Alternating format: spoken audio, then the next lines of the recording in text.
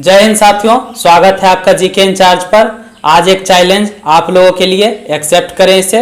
Bihar BPSC PT, Bihar दरोगा या बिहार से रिलेटेड अगर आप कोई एग्जाम देने जा रहे हो तो इन प्रश्नों को एक बार जरूर देखें। इनमें दिए गए 25 प्रश्न मैंने ऐसे जगह से कलेक्ट किए हैं जहां हमारे मित्र सहयोगी क्लास में, ग्रुप में सेट बनाते वक्त फंस जाते थे और उन डिफिकल्ट प्रश्नों को मैंने एक जगह कलेक्ट करके इस वीडियो के माध्यम से देने का प्रयास किया है। ऐसे ही और भी आगे सीरीज में लाता रहूंगा। इस वीडियो में आप देखें तो 25 प्रश्न अगर आप सॉल्व करते हैं और इनमें 75% प्लस मार्क्स अगर आपके आते हैं तो आपकी तैयारी अच्छी खासी है और आप आगे के एग्जाम के लिए और भी अधिक तैयारी में लग जाएं। और यहां पर दिए गए 25 प्रश्नों में मैंने डिस्कशन के साथ 2-4 और भी प्रश्नों को ऐड करने का प्रयास किया है। आप लोग अगर पूरा वीडियो को देखते हैं तो करीब करीब आपके 100 प्रश्न प्लस ही तैयार हो जाएंगे। इन प्रश्नों को आप आसान ना समझें और इन्हें याद रखने का जरूर प्रयास करें, रिवीजन करते रहें, क्योंकि इनमें दिए गए ऑप्शन आपको कहीं ना कहीं जरूर फंसा लेंगे। और अगर आप बिगिनर्स भी हैं तो भी ज्यादा सोचने की बात नहीं। इस वीडियो में जो भी बनता है आगे के प्रश्नों को याद करते चलें। मैं और भी सीरीज आप लोगों के लिए लाऊंगा। इस वीडियो में प्रश्नों को सॉल्व करने के बाद आप लोगों का जितना नंबर आता है जरूर कमेंट बॉक्स में डाल दें। और जो भी 75 प्लस स्कोर करते हैं उनकी तैयारी हो चुकी है, लगभग वो तैयार हैं एग्जाम के लिए। और बिहार से रिलेटेड बीपीएससी पीटी, दरोगा, हर एग्जाम के लिए यह वीडियो बहुत ही उपयोगी साबित होगा। आप लोग प्रश्नों को देखें। तो चलिए प्रश्नों को सॉल्व करते हैं और डिस्कशन भी साथ में देखते चलेंगे। चलिए शुरू करते हैं। पहला क्वेश्चन देखिए, पहला क्वेश्चन जो है, भारत में पाश्चात्य शिक्षा पद्धति किसके समय में शुरू हुई? भारत में पाश्चात्य शिक्षा पद्धति की शुरुआत किसके समय में हुई? इसका आंसर हो जाएगा इनमें से कोई नहीं। इनमें से कोई नहीं इसका आंसर होगा।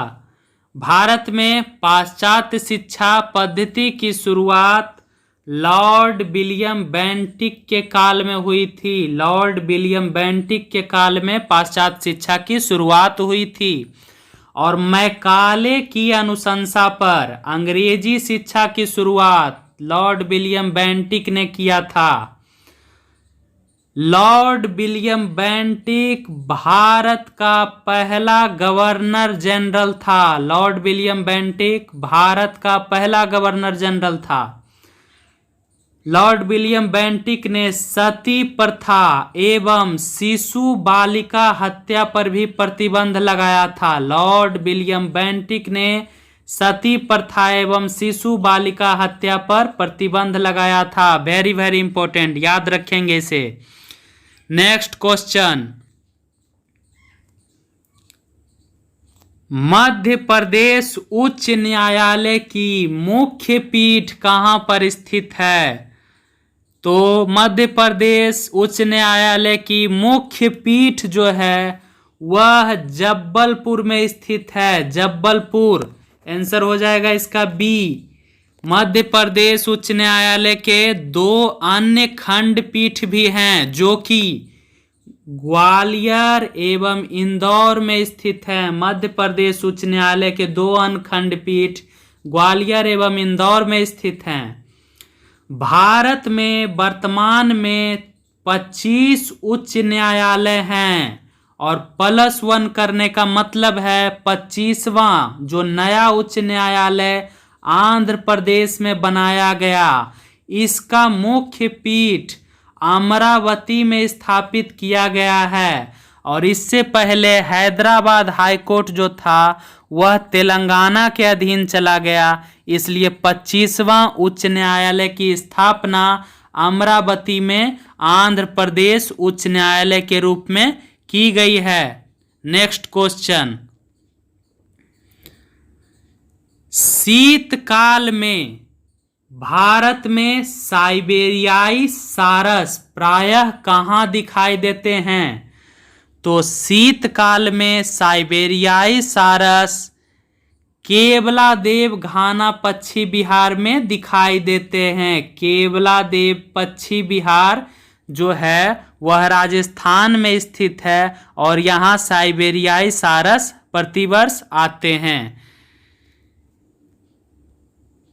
केवलादेव राष्ट्रीय उद्यान राजस्थान में स्थित है और केवलादेव राष्ट्रीय उद्यान को पहले भरतपुर पक्षी अभयारण्य के नाम से जाना जाता था। भरतपुर पक्षी अभयारण्य। नेक्स्ट क्वेश्चन, अंतरराष्ट्रीय मानक संस्था ISO का मुख्यालय कहाँ है? अंतरराष्ट्रीय मानक संस्था ISO का मुख्यालय जेनेवा में स्थित है। जेनेवा में अंतर्राष्ट्रीय मानक संस्था ISO का मुख्यालय जेनेवा में स्थित है और जेनेवा जो है वह स्विट्जरलैंड का दूसरा सबसे बड़ा शहर है। इसके अलावा WTO का मुख्यालय वर्ल्ड ट्रेड ऑर्गेनाइजेशन विश्व व्यापार संगठन का मुख्यालय भी जेनेवा स्विट्जरलैंड में स्थित है। WHO वर्ल्ड हेल्थ ऑर्गेनाइजेशन विश्व स्वास्थ्य संगठन का मुख्यालय भी जेनेवा स्विट्जरलैंड में ही स्थित है। रेड क्रॉस संगठन का मुख्यालय भी जेनेवा स्विट्जरलैंड में ही स्थित है। चारों को एक साथ याद रखेंगे। नेक्स्ट क्वेश्चन, गुप्त वंश के किस शासक ने सर्वप्रथम महाराजाधिराज की उपाधि धारण की थी? गुप्त वंश के किस शासक ने सर्वप्रथम महाराजाधिराज की उपाधि धारण की? तो इसका आंसर होगा चंद्रगुप्त प्रथम ने। चंद्रगुप्त प्रथम ने सर्वप्रथम महाराजाधिराज की उपाधि धारण की थी।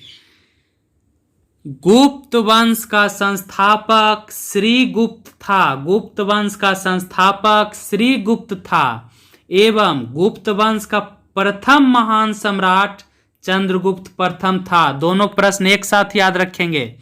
गुप्त वंश का प्रथम महान सम्राट चंद्रगुप्त प्रथम था परंतु संस्थापक श्रीगुप्त था।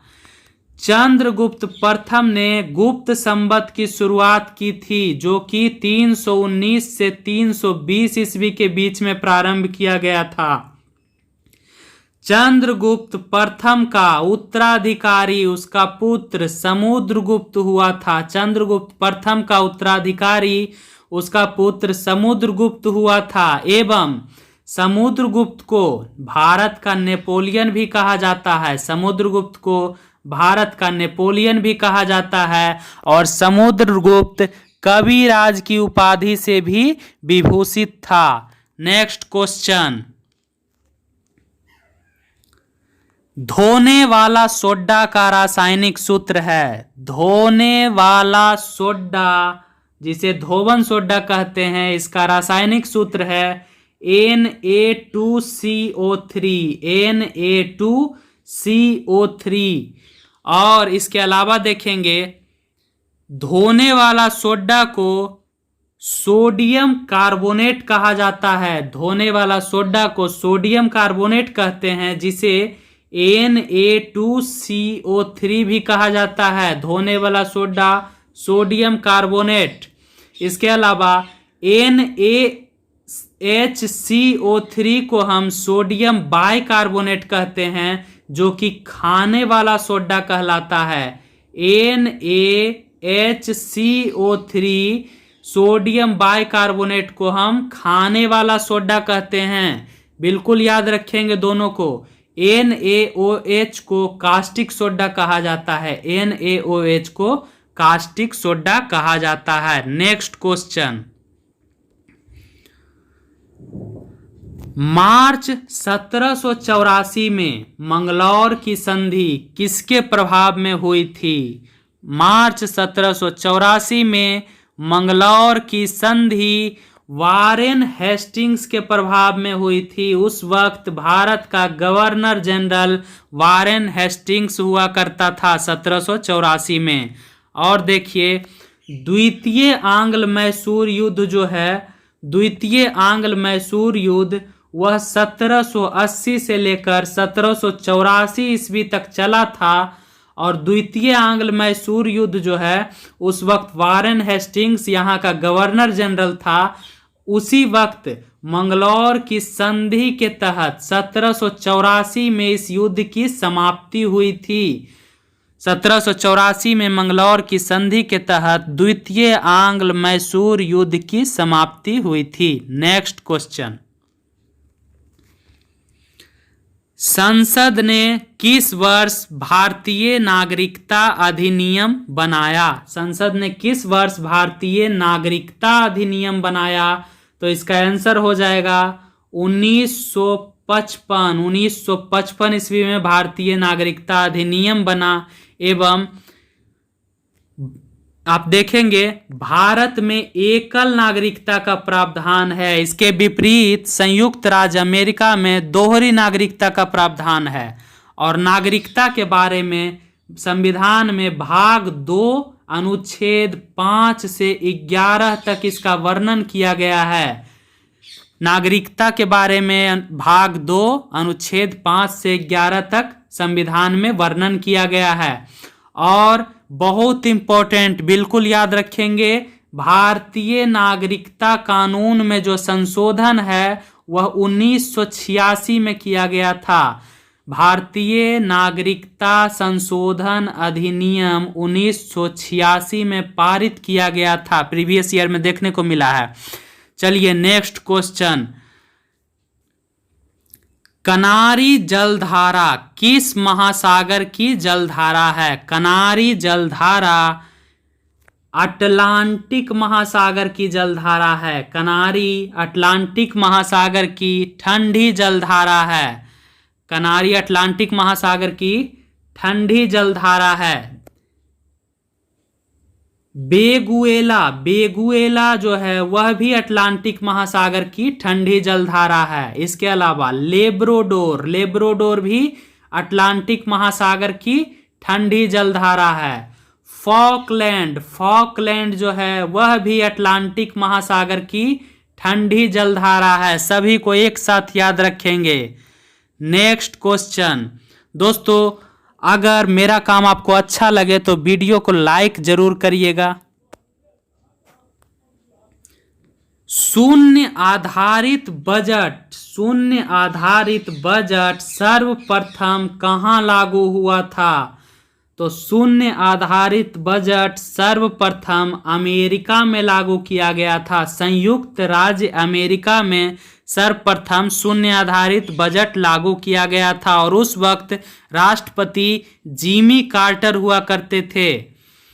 इसका आगे देखिए, शून्य आधारित बजट को सर्वप्रथम अमेरिका के राष्ट्रपति जिमी कार्टर ने अपने देश में लागू किया। भारत सरकार ने शून्य आधारित बजट को तकनीकी रूप से 1987-88 में केंद्र सरकार के कई विभागों में अपनाया था और इसको परखा था। नेक्स्ट क्वेश्चन, राज्य लोक सेवा आयोग के सदस्यों की नियुक्ति कौन करता है? बहुत इंपॉर्टेंट, राज्य लोक सेवा आयोग के सदस्यों की नियुक्ति राज्यपाल द्वारा की जाती है। राज्यपाल द्वारा राज्य लोक सेवा आयोग के सदस्यों की नियुक्ति की जाती है। राज्य लोक सेवा आयोग के अध्यक्ष एवं सदस्यों को हटाने का अधिकार राष्ट्रपति के पास होता है। एवं यूपीएससी संघ लोक सेवा आयोग के अध्यक्षों एवं सदस्यों को हटाने का अधिकार भी राष्ट्रपति के पास ही होता है। और यूपीएससी संघ लोक सेवा आयोग के अध्यक्ष एवं सदस्यों की नियुक्ति भी राष्ट्रपति ही करता है। नेक्स्ट क्वेश्चन, भारतीय शिक्षा व्यवस्था के संबंध में चार्ल्स वुड डिस्पैच किस वर्ष भारत आया था? चार्ल्स वुड डिस्पैच भारत 1854 ईस्वी में आया था और इसका संबंध शिक्षा व्यवस्था से था। चार्ल्स वुड डिस्पैच 1854 में भारत आया। चार्ल्स वुड डिस्पैच का संबंध शिक्षा से था। 1854 में भारत आया था और वुड्स डिस्पैच को ही भारत में शिक्षा का मैग्ना कार्टा कहा जाता है। शिक्षा का मैग्ना कार्टा वुड्स डिस्पैच को कहा जाता है। प्रीवियस ईयर में देखने को मिला है, याद रखेंगे। नेक्स्ट क्वेश्चन, स्वेथलिंग कप किस खेल से संबंधित है? स्वेथलिंग कप का संबंध जो है वह टेबल टेनिस से है। स्वेथलिंग कप का संबंध टेबल टेनिस से है और यह सिर्फ पुरुषों के लिए ही यह कप प्रदान किया जाता है। मतलब पुरुषों का टेबल टेनिस खेल में ही यह कप प्रदान किया जाता है। फुटबॉल जो है, फुटबॉल से रोबर्स कप, संतोष ट्रॉफी एवं सुब्रतो मुखर्जी कप का संबंध है। शतरंज खेल की शुरुआत भारत में ही हुई थी और इसके जो प्रमुख शब्दावली हैं वह हैं गैम्बिट, चेकमेट एवं बिशप। शतरंज के प्रमुख शब्दावली हैं। नेक्स्ट क्वेश्चन, अफ्रीका की मूल जाति कौन सी है? अफ्रीका की मूल जाति कौन है, निम्नलिखित में बताएं। तो नीग्रोयाइड, नीग्रोयाइड यह जो है अफ्रीका की मूल जाति है। नीग्रोयाइड अफ्रीका की मूल जाति है। Option A नीग्रोयाइड।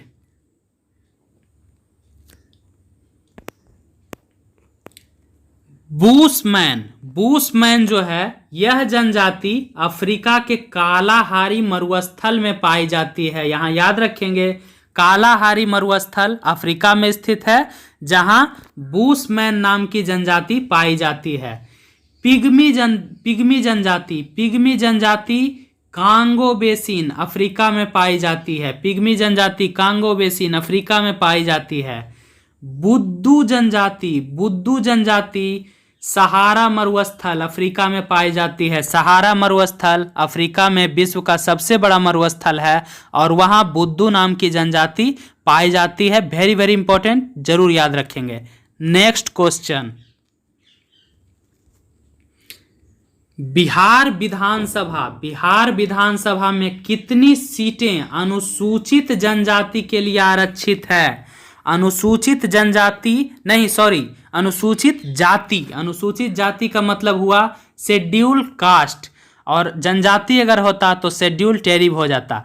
तो अनुसूचित जाति के लिए बिहार विधानसभा में 38 सीट आरक्षित किए गए हैं। 38 सीट अनुसूचित जाति के लिए बिहार विधानसभा में आरक्षित हैं। और देखेंगे बिहार विधानसभा में कुल 243 सीटों पर चुनाव होता है और बिहार विधान परिषद में टोटल 75 सदस्य होते हैं। मतलब 75 सीटों पर चुनाव होता है। बिहार से लोकसभा में 40 सदस्य चुने जाते हैं। 40 सदस्य लोकसभा में चुने जाते हैं एवं बिहार से राज्यसभा में 16 सदस्य चुने जाते हैं। बिहार से राज्यसभा में 16 सदस्य चुने जाते हैं। सभी को एक साथ याद रखेंगे।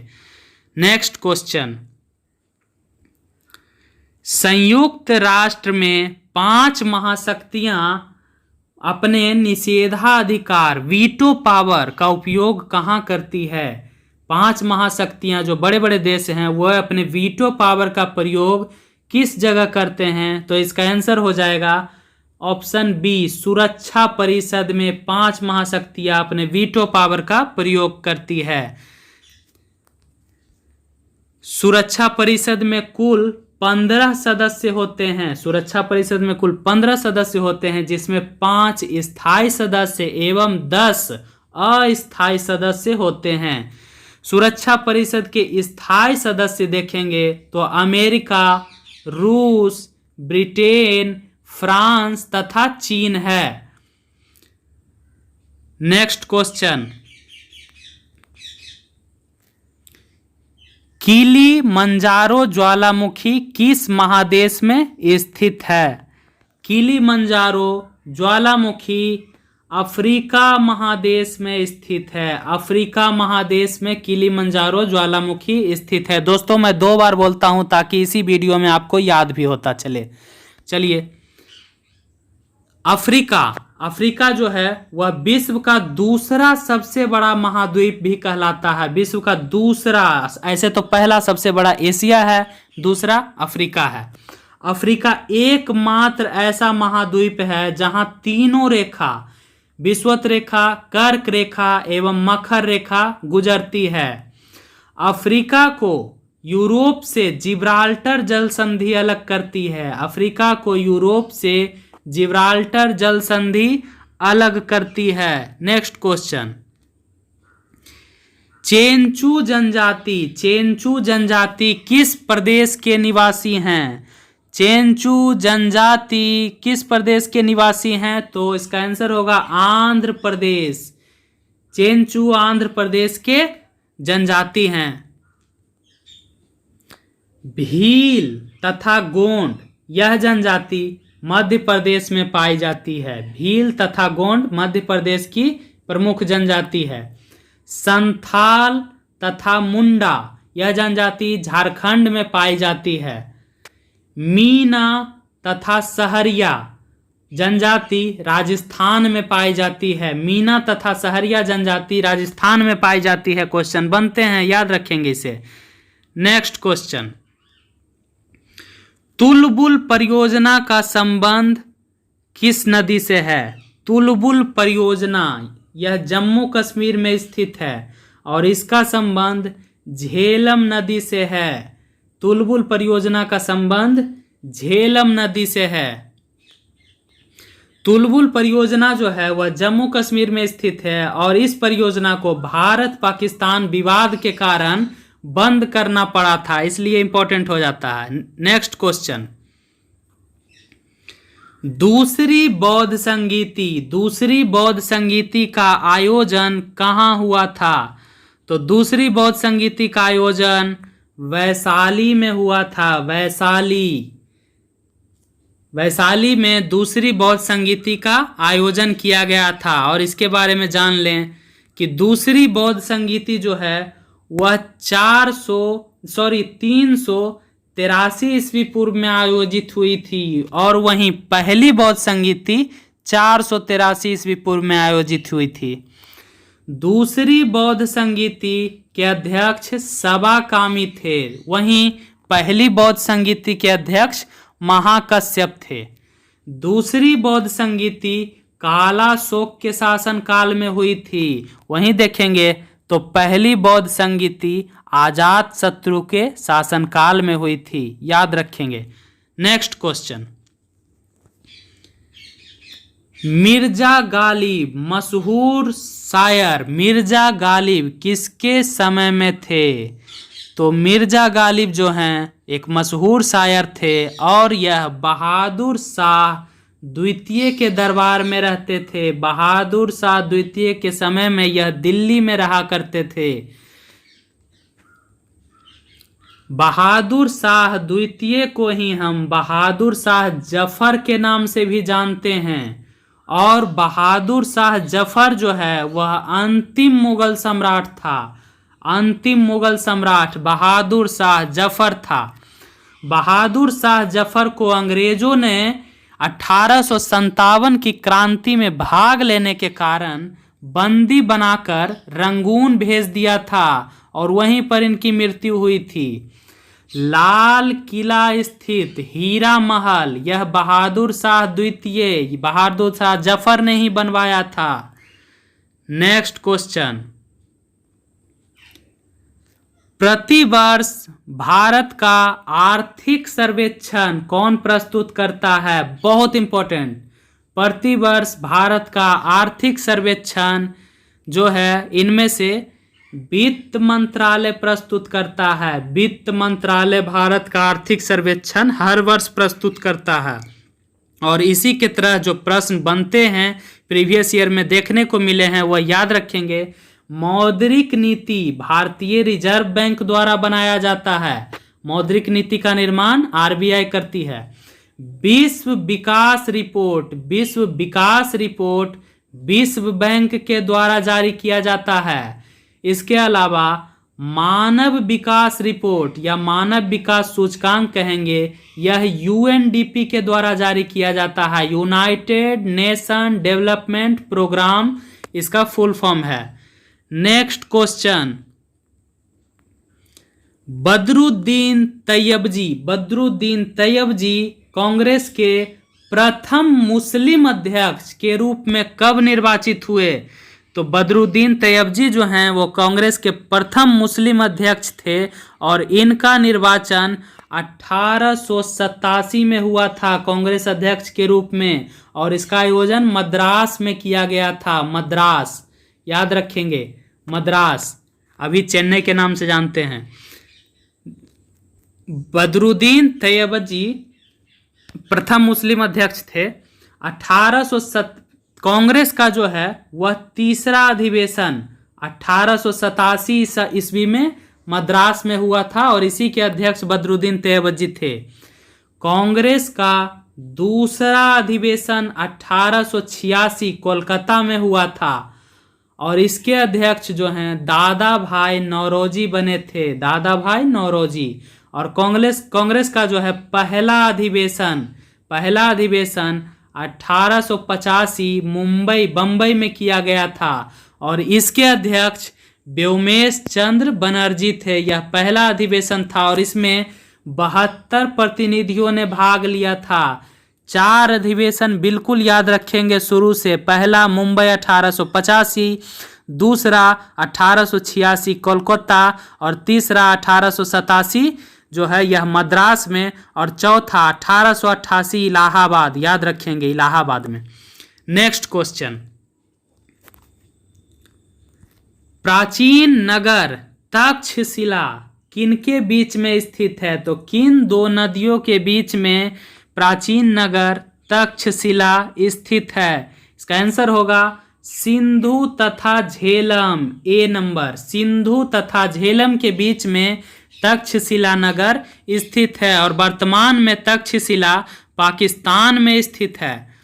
देखेंगे वर्तमान में तक्षशिला पाकिस्तान में स्थित है और तक्षशिला विश्वविद्यालय जो है विश्व का सबसे प्राचीन विश्वविद्यालय भी रहा है और तक्षशिला विश्वविद्यालय मौर्य काल में सर्वाधिक महत्वपूर्ण शिक्षा दीक्षा का केंद्र हुआ करता था और चाणक्य चंद्रगुप्त मौर्य को अपने साथ तक्षशिला ले गया और वहीं पर इसे कूटनीतिक शिक्षा और हर प्रकार की शिक्षा दीक्षा से संपन्न बनाया एवं मौर्य साम्राज्य की स्थापना में सहयोग किया।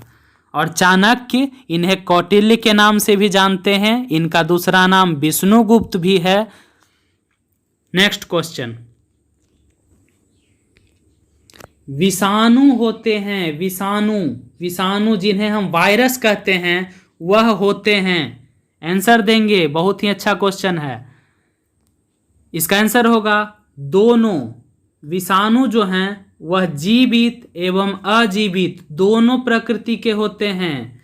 देखेंगे विषाणु को सजीव एवं निर्जीव के बीच की कड़ी भी कहा जाता है। इनकी दोनों तरह की प्रकृति होने के कारण विषाणु को सजीव तथा निर्जीव के बीच की कड़ी भी कहा जाता है। विषाणु की खोज इवान विस्की ने किया था। इवान विस्की यह रूस के वैज्ञानिक थे। इसके अलावा विषाणु के द्वारा होने वाली प्रमुख बीमारी जो है वह है पोलियो, चेचक, खसरा, रेबीज, डेंगू ज्वर, इन्फ्लुएंजा, एड्स तथा पीलिया। ये सभी रोग विषाणु के द्वारा ही होते हैं। तो दोस्तों, अगर इस वीडियो में आपको कुछ भी अच्छा लगा, इस वीडियो से आपने कुछ भी सीखा, तो हमारा हौसला बढ़ाने के लिए वीडियो को लाइक ज़रूर करें और हमारे साथ जुड़ने के लिए चैनल को सब्सक्राइब कर लें। आपका साथ देने के लिए बहुत बहुत धन्यवाद। Thank you.